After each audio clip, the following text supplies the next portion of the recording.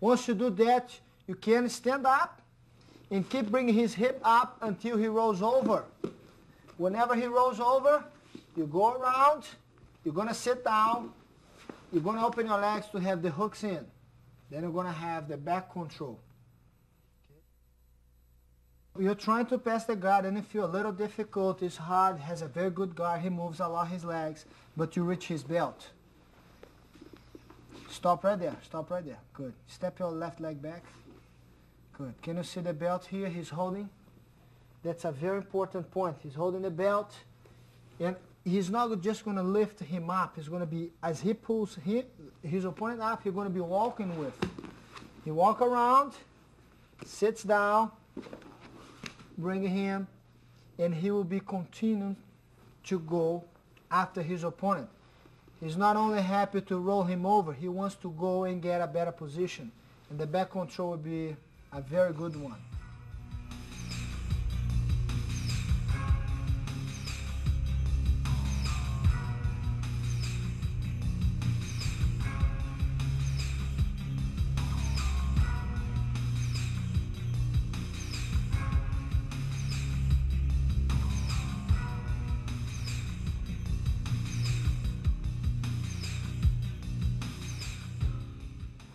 Many times you find opponents with a very good guard, very difficult for you to pass his guard.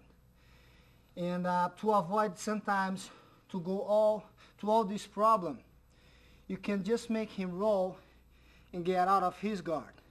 And one of the things that I find out to be very good is on the way that you're fighting to pass his guard on his legs, I want to reach my hand behind his belt.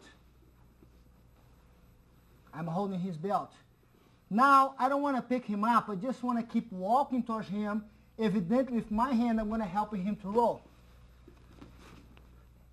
Now that I'm blocking his back, I have the hands. I will go around to the opposite side. I can't go to this side. Gotta go now to the other side. As I go around, if you notice, my hand changed the angle. I will use my other hand to help. I will sit down and I'll bring him to the middle of my legs. I will have both of my hooks in, then I can work on his neck and get the back control.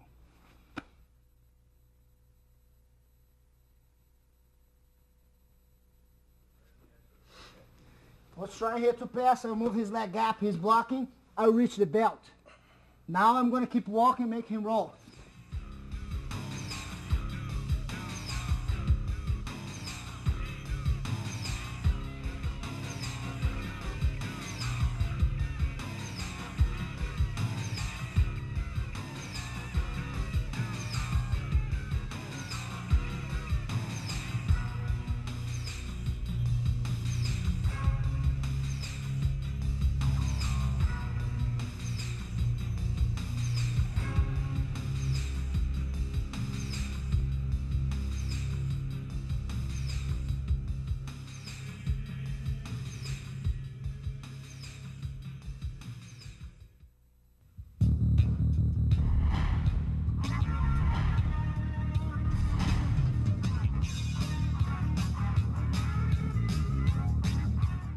As you can see, this move, it's a little bit acrobatic, but it's also very easy to do.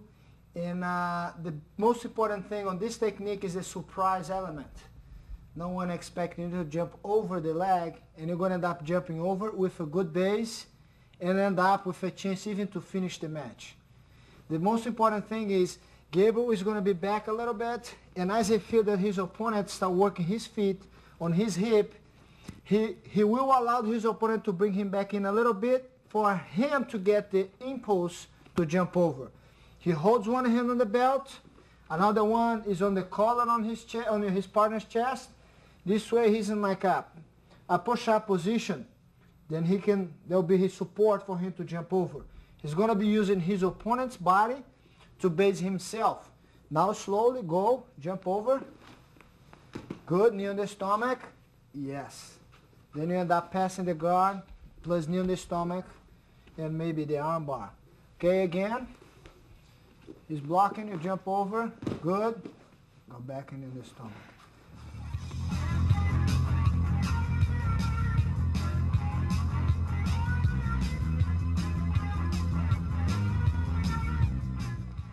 The important thing here for Gabriel to be able to jump over is one hand on the same height of his partner's chest and one on the belt. He needs a two good controls and a support as a push-up position to be able to jump. He's going to be basing his weight on his opponent and throw his legs over to jump. Go ahead, just jump. He's using his arm and knee on the stomach. Yes, good job. That will be, go back there.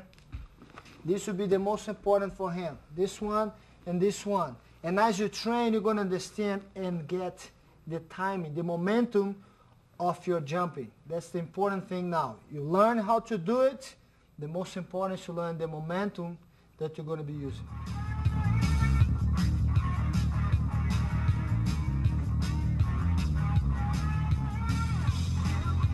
A lot of times when you improvise or you come up with something a little bit different, you will surprise your opponent. And that will be very good for you because he will not have time to recover and find out what he just did. It will be too late for him and very good for you. This way we always work passing the guard from the right side, left side, but we can also pass the guard over. We can jump over his legs and end up in a very good situation. I'll be holding the top of his gi here. My fist will be close on his chest. The second hand will be work on his belt. If he doesn't have the belt, I can hold his pants. That will be the same thing. His feet is already on my hip. If I walk just a little bit more forward, he can lift me up and throw me.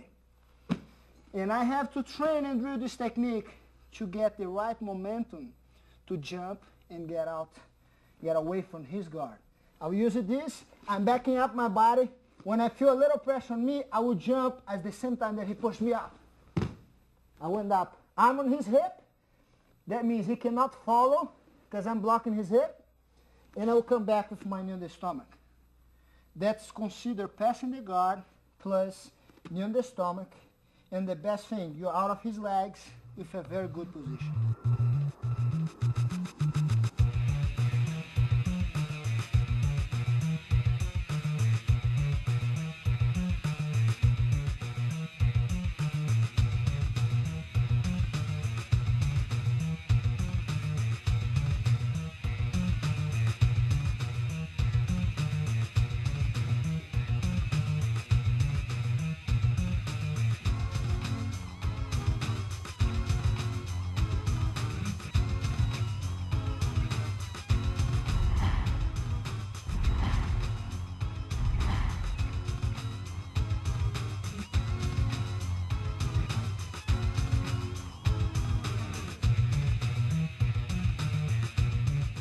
Many times you have a lot of fighters who likes to hold your arm and control with his feet at the same time, making very hard for you to break his control. He's really got a tight and good control on your arms. And I found this way, an easy way for you, in a different way, to surprise your opponent and breaking his control on your gi. Because he has such a good control that it's hard for you to get away from him or even pass his guard. By swinging your leg over, you're going to be able to cut his arms, yes, away from your sleeve, and you're going to end up across his body. Again, slow. I want you just to put your head this way. Good. Stay like that. As you can see, Eddie's going to move, he's going to walk his body. No, stay there. You're going to walk your body a little bit towards me.